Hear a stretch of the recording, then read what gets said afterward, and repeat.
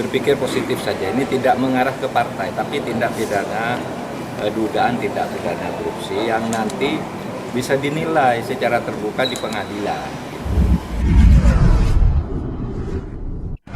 Beberapa waktu lalu, Kejaksaan Agung menetapkan Johnny G. Plate sebagai tersangka usai diperiksa untuk ketiga kalinya di Gedung Bundar Kejagung, Jakarta. Johnny pun ditahan untuk 20 hari ke depan guna mempercepat proses penyidikan. Johnny G. Plate ditetapkan sebagai tersangka kasus dugaan korupsi penyediaan menara BTS 4G dan infrastruktur pendukung 1, 2, 3, 4, dan 5 bakti Kementerian Kominfo tahun 2020-2022. Direktur Penyidikan Jampitsus Kejagung Kuntadi mengungkapkan penetapan tersangka terhadap Plate terkait wewenangnya sebagai pengguna anggaran dan posisinya sebagai menteri atas hasil pemeriksaan tersebut, sehingga tim penyidik telah meningkatkan status yang bersangkutan dari saksi menjadi tersangka. Adapun kerugian yang dihitung Badan Pengawas Keuangan dan Pembangunan BPKP ditaksir mencapai 8,3 triliun rupiah. Sementara dana yang digulirkan untuk mendanai proyek ini mencapai 10 triliun rupiah. Pelaksana tugas atau PLT Menteri Komunikasi dan Informatika Mahfud MD mengungkapkan kejanggalan dari proyek pembangunan Menara Database Transceiver Station BTS yang diduga dikorupsi dan melibatkan Menkom Info nonaktif Johnny G. Plate. Mahfud menjelaskan proyek itu sudah berjalan sejak tahun 2006 sampai tahun 2019 berjalan bagus. Baru muncul setelah sejak anggaran tahun 2020, yaitu ketika proyek senilai 28 sekian triliun rupiah itu dicairkan dulu sebesar 10, sekian triliun pada tahun 2020-2021. Mahfud mengungkapkan ketika dana tersebut hendak dipertanggungjawabkan pada Desember 2021, ditemukan fakta bahwa tidak ada pembangunan menara BTS yang sudah dianggarkan.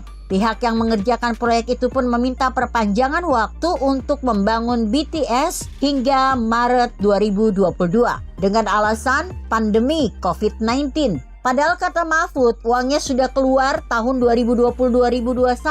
Minta perpanjangan sampai Maret. Seharusnya tidak boleh secara hukum, tapi diberi perpanjangan. Ketika bulan Maret 2022 baru terdapat 1.110 menara BTS yang dilaporkan berdiri dari target 4.200 menara.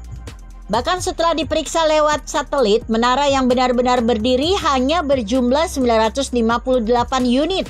Dari 958 itu tidak diketahui apakah benar bisa digunakan atau tidak. Karena sesudah diambil 8 sampel, semuanya tidak ada yang berfungsi sesuai dengan spesifikasi.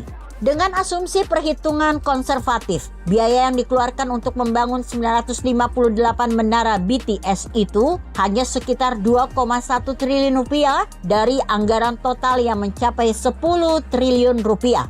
Sehingga masih ada penyalahgunaan dana atau ketidakjelasan dana yang tidak dipertanggungjawabkan dan nanti harus dipertanggungjawabkan di pengadilan itu sebesar 8, sekian triliun rupiah.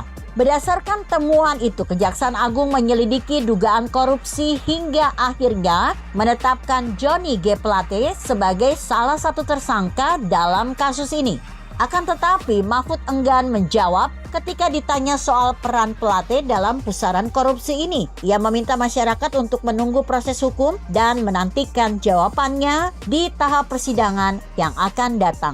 Selain itu, Mahfud MD memastikan tidak ada politisasi hukum dalam penetapan tersangka Johnny G. Plate. Saya pastikan itu nggak ada politisasi hukum karena saya mengikuti kasus ini dari awal.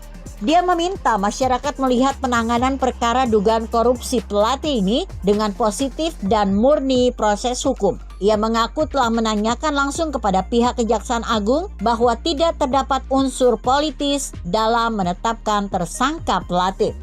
Mahfud bahkan mengaku menjadi pihak yang mendorong agar tersangka segera ditetapkan setelah ditemukan bukti permulaan yang cukup. Ia mengajak semua pihak untuk berpikir positif dan tidak mengarah ke partai. Karena kalau tidak memenuhi syarat, kok tidak diangkat dengan alasan kondusivitas politik, maka itu salah, ujar Mahfud. Begitu kira-kira. Artikel ini telah tayang di kompas.com. Bagaimana menurut Anda? Jika Anda berpendapat lain, tuliskan komentar Anda di bawah ini. Saya Emma Karisma 90.